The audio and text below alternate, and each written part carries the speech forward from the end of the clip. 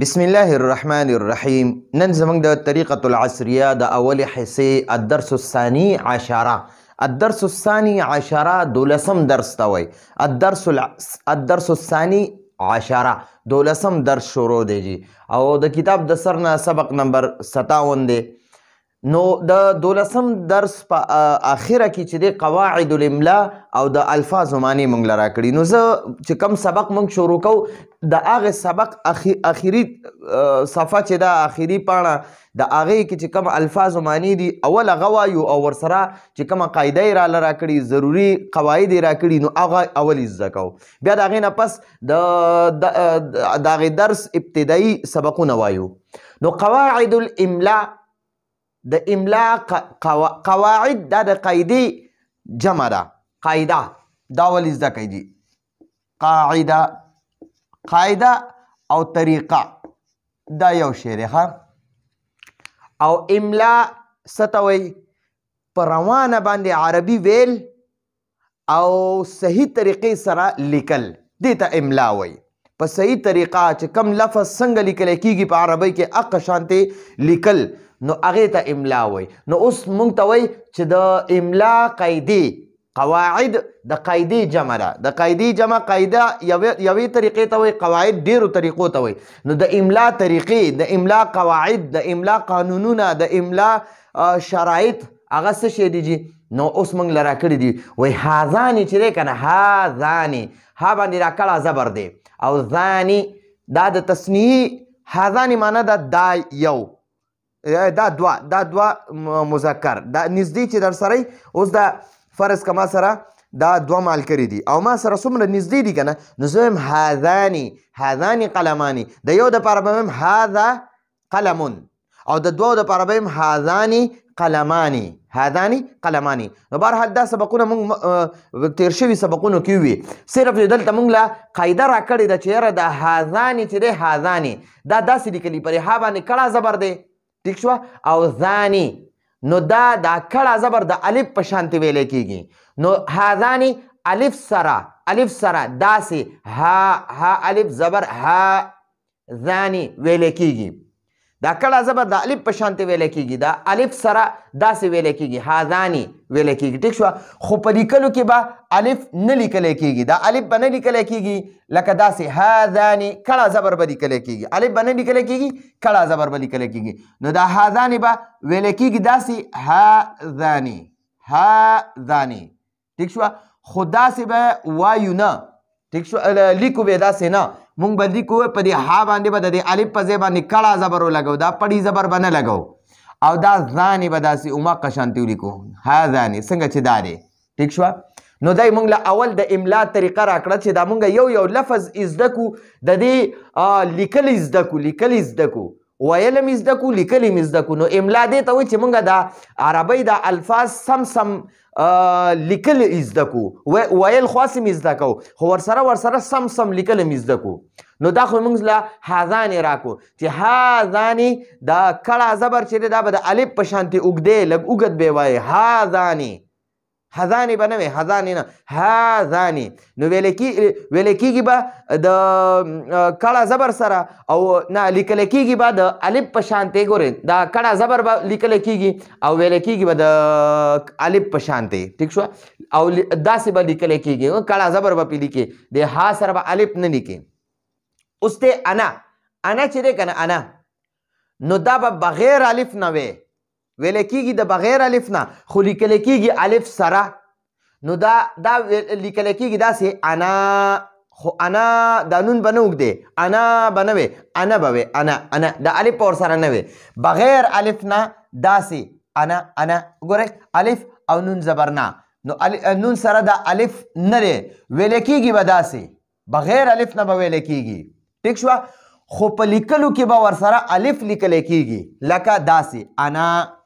وګورئ نو دا چې دی دا الف ورسره دی د نون سره دا الف دی نو لیکئ به داسې خو وی به ورسره الف نه دا به داسې لیکلی کېږي. ګورئ داسې انا ټیک شوه خو وی به ورسره نه دا الف به ورسره نه وی دا به انا وی انا مسلمون زه مسلمان یم. انا معنی ده زه او هاذانې معنی ده دا دوه دا دوه مذکر، هذانی دا دوه مذکر. دا خو شو، دا قاعدې موږ له راکړې وي. اوس د الفاظو معنی راله راکړي چې اوس په الفاظ راله د عربۍ راکړي وي، دې سره به د دې معنی مو لیکئ، معنی مو ورسره راکړي دي. خو اوس موږ ته طریقه هم ښایي چې یاره دا الفاظ او معنی دي که نه، نو دا هم په عربۍ کې سم زده کا. نو الفاظ یې راله راکړي، دا تور مارکر باندې لیکل الفاظ دي، دا سور مارکر والا دا معنی دي. نو شعرن، شعرن ویخته، دا اردو کې ورته بال وای، بال موږ ورته دا ویخته وایو، د ګیري ویخته شو، د سر ویخته شو، نو عربی کې دې ته شعرن وای، شعرن ویخته، شعرن ویخته. خو عرب په دې را باندې دا تنوین نه وای، شعر هغې وای دا را ساکن وای، شعر. شفتون چې دی، شفتون دا یوې شونډې ته وای، او دوو ته شفتان یا شفتین وای. ٹھیک شوه؟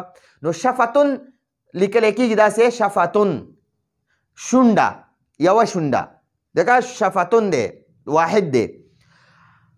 او عرب چې دی که نه، نو دا ګول ته ها ساکنه وای، شفه وای، شفه شونډه. او رقبتون دی سټ ته وای، سټ شاته سټ چې دی دې ته رقبتون وای. ما ورته مرۍ لیکلې، معذرت غواړم، دا سټ ته وای، سټ.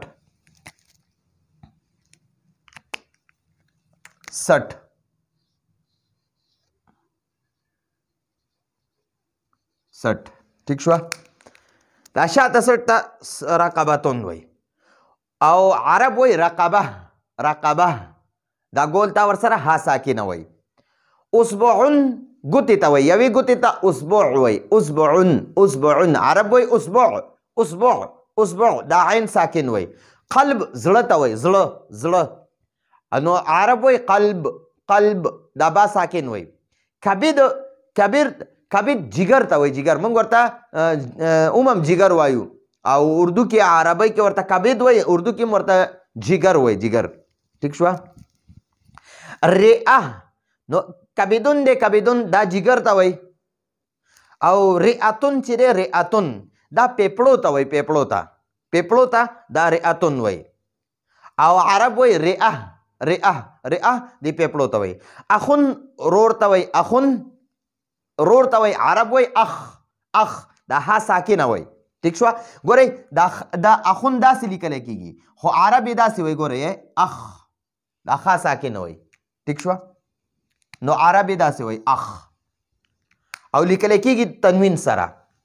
اختن چې دی، اختن دا خور ته وای، خور، اختن.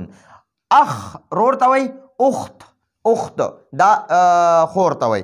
نو دا لیکلی کېږي خو د تنوین سره که نه، خو عرب یې داسې وای، ګورئ اخت، دا تا ساکن وای. عمون چې دی که نه، عمون تره ته وای، عمون تره، د پلار رور ته وای، عمون. نو عرب وای عم تره. او عمتون چې دی، عمتون دا ترور ته وای، مونږ هم ورته ترور وایو.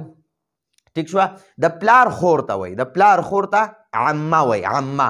او د مور خور ته خاله وای، خاله. دلته مې دا دی لیکلی دی، دا خالتون دا د مور خور ته وای. ٹھیک شوه؟ نو عمه، عرب وای عمه، چې عم درته وای عم، نو دا تره یادوي. او عمه چې وای نو دا ترور یادوي. نو دا عمه چې دی که نه، عمتون دی، خو عرب وای عمه، دا ګول تا ها ساکنه وای، داسې ها ساکنه وای. ٹھیک شوه؟ خو موږ به د ګول تا سره لیکو، ها ساکن سره به نه لیکو، عمه. ٹھیک شوه؟ ترور یعنی د پلار خور. او خال چې دی که نه، خالون دی، خالون. نو دا عرب دا لام ساکن وای، خال وای، خال. دا ماما ته وای، ماما، د مور رور ته وای. نو دې سره پکارو دی، خال سره دا خاله پکاره وه. خال ماما وي، او خاله چې دی دا ترور وي، د مور خور ته خاله وای. او د پلار خور ته عمه وای. او تره ته عم وای، او ماما ته خال وای، خال. ٹھیک شوه؟ او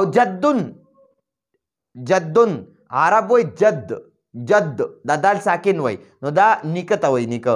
او جدتون عرب وای جده، نو دا نیا ته وای، نیا. او حارتون یا حارتون هم محلې ته وایي. محلې کم محله کې چې سړی اوسېږي که نه په کلي کې بیا ډېرې محلې وي، کوڅې وي، موږ ورته کوڅه وایو. او نور خلک داسې لږ غونته کې ایډوانس خلک ورته محله وایي. هلکه زه په پلانۍ محله کې اوسېږم، زه په پلانۍ محله کې اوسېږم، نو هغه محلې ته حارتون هم وایي او حیون هم ورته وایي. حیون زیات استعمالیږي. نو حاره عرب بیا دا ګول ته ها ساکنه وایي حاره، او دا حیون چې دی حیون نو دا حی وایي، حی نو دا محلې ته وایي. او بلبلون دا بلبلې ته وایي، بلبل. او حفیدتون دی حفیده ورته وایي. عرب دا ګول ته ها ساکنه وایي حفیده. دا نوسی ته وایي، نوسی نیکۍ او د نیکه چې کوم هغه نوسیانې وي نو هغې ته حفیده وایي، حفیده. او حمام کونتره، خو موږ دا کونتره کمتره وایو، کمتره. ٹھیک شوه؟ حمام ورته وایي. نو عرب وایي حمام. او کلب دا سپي ته وایي. کلبون دی عرب کلب وایي، کلب دا با ساکن وایي. او فارتون مږې ته وایي، مږه. عرب ورته فاره وایي، فاره دا ګول ته ها ساکنه وایي.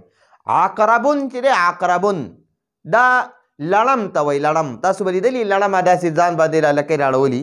عقرب موږ ورته لړم وایو، عربۍ کې ورته عقرب وایي، عقرب. ٹھیک شوه؟ عقربون دی عرب دا با ساکنه وایي، عقرب. او حیتون دی حیتون دا مار ته وایي، مار. لیکلی کېږي داسې حیتون، او عرب وایي حیه دا ګول ته ها ساکنه وایي. او خالتون لیکلی کېږي داسې ګول تا سره، او عرب دا وایي خاله. نو مونږ عموما په خپل یعنی چاپیرچل کې وګورو نو مونږ ترور ته خاله وایو، خاله. ٹھیک شو؟ خاله.